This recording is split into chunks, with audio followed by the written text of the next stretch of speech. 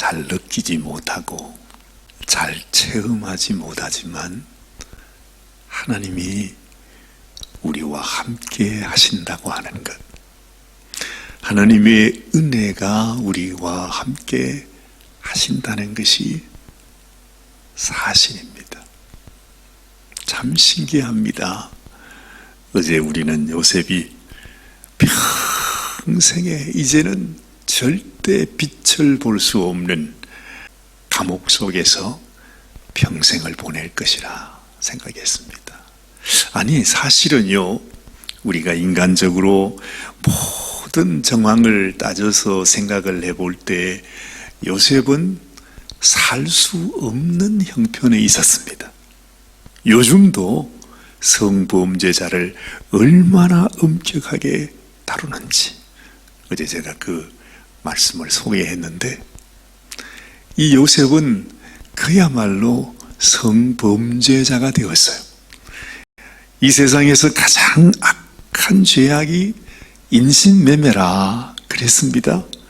그 사람들은 사람을 아주 악한 일에 그야말로 인생을 파괴하는데 한치의 애누리도 없는 잔혹한 사람들입니다.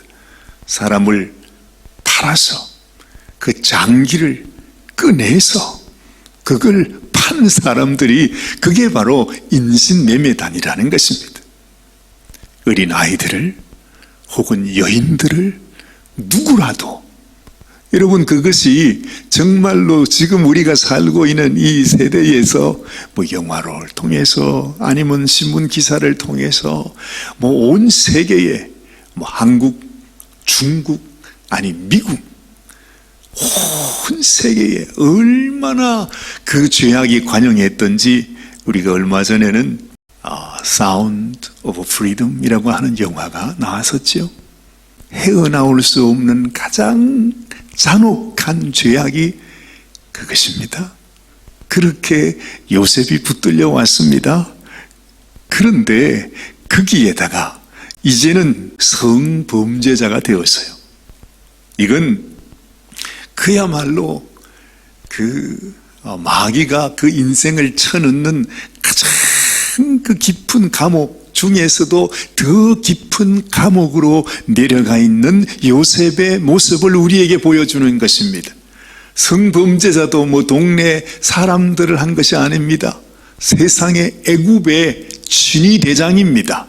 높은, 그야말로 그 모든 권력을 가지고 있는 그 진위대장의 부인을 겁탈하는데 그 증거에 완전히 붙잡혀가지고 빠져나올 수 없는 그러한 자가 되었어요. 그 요셉은 노예였습니다. 종이었습니다. 그러면 그 순간 요셉은 죽어야 하는 것입니다. 우리가 생각해도 그렇잖아요. 그렇게 붙잡힌 요셉이 지금 살아있습니다. 저는 도무지 이해할 수가 없어요. 아니, 어떻게 요셉이 살아있을 수 있습니까? 그런 죄를 짓고 빠져나올 수 없는 그런 상황 속이면 요셉은 당연히 그 진위대장에게 의해서 죽임을 당해야 하는데, 진위대장 보디발은 요셉을 죽이지 않았습니다. 왜 그랬을까? 아니, 정말 그 사람이 너무너무나 마음이 좋은 사람이고 아주 사람을 불쌍히 여기는 사람이어서 그래서 그랬을까? 엄하기로 말하면 애굽에서 그 사람보다도 더 엄한 사람이 없을 것입니다. 죄를 다루기로 말하면 그 사람보다도 확실하게 이 죄를 다루는 사람이 없을 것입니다. 그런데 그런 사람이 정말 자기 집 종을, 그 노예 요셉을, 그 상황, 그 정황 속에 있는데 요셉을 죽이지 않고 감옥에 보냈어요. 근데 오늘 알고 보니까 더 놀라운 것은 말이죠, 그 감옥이 그 진위대장 집에 있답니다. 진위대장, 우리는 잘 모르지만 그 집안에 그 나라에서 임금들의 관원들 중에서 범죄한, 그러니까 아주 고위 공직자입니다. 그죠? 높은 사람들이 이제 갇히게 되는 그 감옥에 요셉을 집어넣었다 하는 것입니다. 마음속에 한번 이렇게 추리를 해본다면 이 보디발의 마음에는 비록 지금 이 말씀 속에는 나와 있지 않지만 비하인드 스토리라는 게 있잖아요. 그 속에 담겨져 있는 내용, 그 안에 보디발은 자기 아내에게 이자가 나를 겁탈하려고 했다고 그렇게 얘기를 들었지만, 그래서 심히 노했다고 지금 표현하고 있지만 정작 보디발의 마음속에는 이 요셉이 그럴 리가 없다 하는 마음을 이 보디발 친위대장이 했는지도 모른다 하는 생각을 하는 것입니다. 그렇지 않으면 그 요셉을 살려둘 리가 없는 것입니다. 아주 능지처 참을 내가지고서 그냥 죽여버려야 될 그런 노예인데, 이 요셉을 감옥도 다른 감옥에 넣는 것이 아니라 자기 집 안에 있는 자기 근무처와 마찬가지예요. 거기에다가 요셉을 두었다 하는 것입니다. 그러면서 하나님께서 요셉에게 은혜를 더하셨다 하셨습니다. 그리고 그 감옥 속에서 이 요셉이 형통케 하는 축복을 받고 있습니다. 여러분, 오늘 아침에도 다시 한번 우리 마음속에 잊어서는 안 되는 것, 하나님의 은혜는 내가 어떤 가운데 있을지라도 하나님께서 우리를 향하여 부어주시는 하나님의 은혜는 끊어질 수 없다고 하는 것.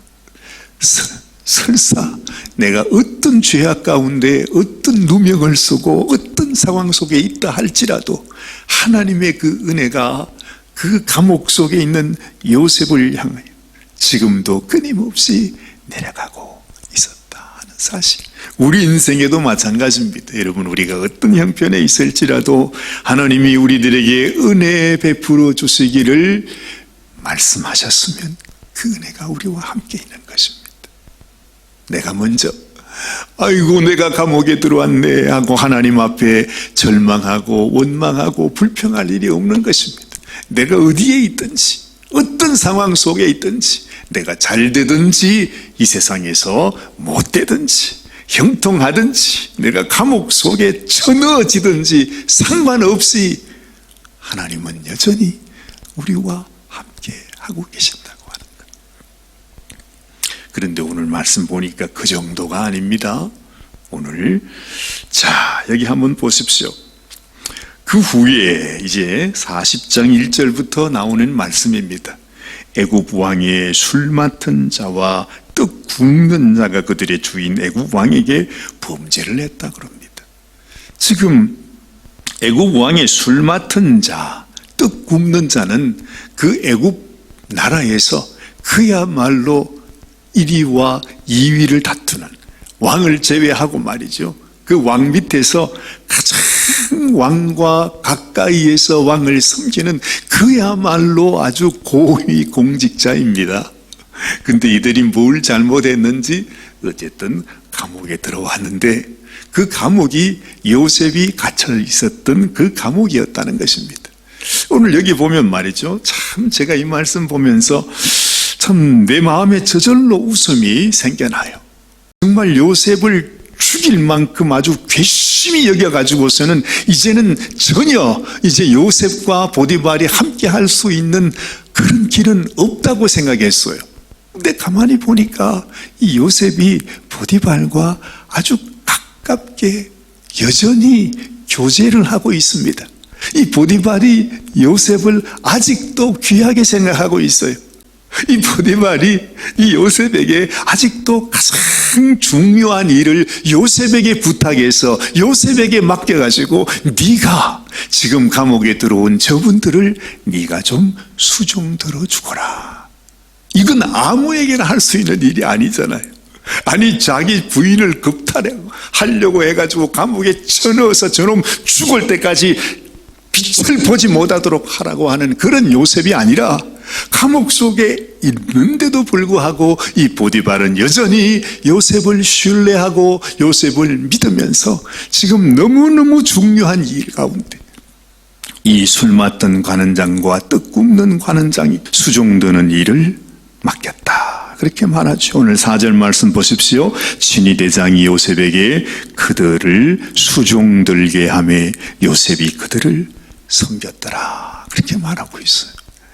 자, 그런데 이제 그들이 갇힌 지 여느 날이 지났다고 합니다. 5절에 보니까 옥에 갇힌 애굽 왕의 술 맡은 자와 떡 굽는 자 두 사람이 하룻밤에 꿈을 꾸었다 그래요. 그런데 각기 그 내용이 다르다 했습니다. 아침에 요셉이 들어가 보니 그들에게 근심의 빛이 있는지라. 요셉이 그 주인의 집에 자기와 함께 갇힌 바로의 신하들에게 묻되 어찌하여 오늘 당신들의 얼굴에 근심의 빛이 있나이까.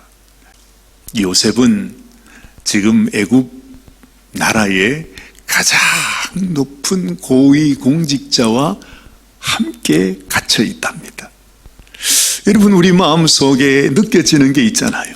지금 요셉이 그 애굽에서 가장 높은 사람들과 동급으로 같은 자리, 같은 장소에서 같이 생활하면서 그들과 함께 서로 이런 이야기를 나눈 그런 상황 속에 있는 것을 보는 것입니다.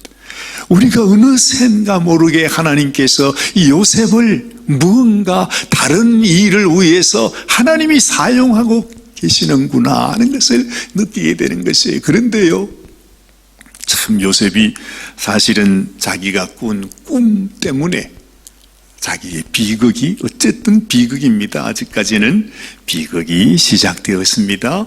형님들에게 버림을 받았습니다. 또 인신매매로 인해서 팔려갑니다. 애굽에게로. 정말로 정처 없는 나그네 인생, 정말 기약할 수 없는 그런 인생이 시작이 되었습니다. 그것은 요셉의 꿈 때문이었습니다. 그런데 꿈으로 인도하셨던 그 요셉의 이 여정이 지금 하나님께서 이 감옥 속에서 다시 꿈꾸는 자를 만나게 해서 우리는 알고 있잖아요. 이 꿈으로 인해서 요셉이 어떻게 됩니까? 바로에게 불려가게 되죠. 바로의 꿈을 해석함으로 말미암아서 이 요셉이 애굽의 통치자가 되는 것입니다. 참 신기하지 않습니까? 하나님께서요, 요셉에게 꿈을 주셨던 그 꿈이 보통 꿈이 아니었다는 것입니다. 하나님께서 정말로 그 요셉을 하나님이 세우시기 위해서 놀라운 뜻을 가지고 있어요. 우리는요, 하나님께서 우리의 꿈을 주셨다고 해도 그걸 소중히 여기지 않아요. 하나님의 꿈을 정말로 우리는 귀히 여기지를 않습니다. 버려버리고 맙니다. 잊어버리고 맙니다. 그걸 귀하게 여기지 않습니다. 그런데 요셉을 하나님께서 세우시고 하나님께서 요셉을 축복하시는 가장 소중한 그 근원이 뭐냐 하면 요셉에게 주었던 꿈이었다 하는 것이죠. 그런데 어느 정도 세월이 흘렀는지 잘 알지는 못하지만 이 요셉은 감옥 속에 갇혀 있으면서 또는 지금까지 살아오면서 끊임없이 생각했을 것입니다. 자기가 인신매매단에 팔려가면서, 아니 자기 형들에게 버림을 받으면서 말로 다 할 수 없는 이런 환경을 접하면서 요셉은 생각했을 것입니다. 내게 주신 그 꿈은 무엇인가? 하나님께서 나에게 꾸게 하셨던 그 꿈, 그것은 도대체 무엇인가? 아마도 요셉은 끊임없이 정말 하나님이 자기 자신에게 주신 이 꿈을 생각하고 묵상하고 연구하고 고민하고 괴로워하고 하나님 앞에, 하나님 왜 나에게 이런 꿈을 주셨습니까? 눈물로 부르짖는 날이 수없이 많았을 것입니다. 그래서 우리는 이렇게 말할 수 있습니다. 이 세상에서 꿈 전문가 하면 요셉입니다. 자기에게 주신 그 꿈을 되씹고 또 되씹고 도대체 이 꿈속에서 하나님께서 나에게 주시는 하나님의 비밀은 무엇이며 하나님이 나에게 이 꿈을 주신 이유는 무엇이며 하나님께서 이 꿈을 통해서 내 인생 속에서 하시고자 하는 일은 도대체 무엇일까? 한두 밤을 그런 생각을 하며 지냈겠습니까? 요셉은 지금 살아가면서 단 하루도 그것을 잊어버린 날이 없을 것입니다. 그래서 그런지 요셉은요, 꿈 그러면 이 세상에서 둘째가라면 서러워할 꿈의 전문가가 되었다 하는 것입니다. 참 놀랍습니다. 꿈 때문에 그런 고통을 받았던 요셉이 이제는 하나님께서 꿈을 통해서 요셉을 새롭게 일으켜주시는, 새 길로 인도해 주시는, 새로운 영역으로 세워주시는 놀라운 하나님의, 그야말로 주님께서 요셉을 일으켜주시는 축복의 통로가 되었던 것입니다. 하나님이 주신 꿈을 발견하는 게 소중합니다. 우리는 꿈 그러면 그냥 금세 있다가 없어져 버리는 것으로 여기고 말잖아요. 그게 문제입니다. 하나님께서 오늘 아침에도 우리에게 하나님의 꿈을 주십니다. 하나님의 약속을 주십니다. 하나님께서 우리 인생을 통하여 어떤 일을 이루실 것이라고 하는 하나님의 그 음성, 하나님의 메시지를 우리에게 끊임없이 보내주시는 것입니다. 그런데 우리는 그걸 끊임없이 무시해버리고 말아요. 그 꿈을 우리의 가슴 속에 담지 않아요. 하나님께서 나를 향하여 하나님이 행하시고자 하시는, 하나님이 뜻하시는, 하나님이 꿈꾸시는, 하나님이 나에게 원하시고 바라시는 것이 얼마나 소중한 것임을 우리는 마음에 소중히 여기지 않는다는 것입니다.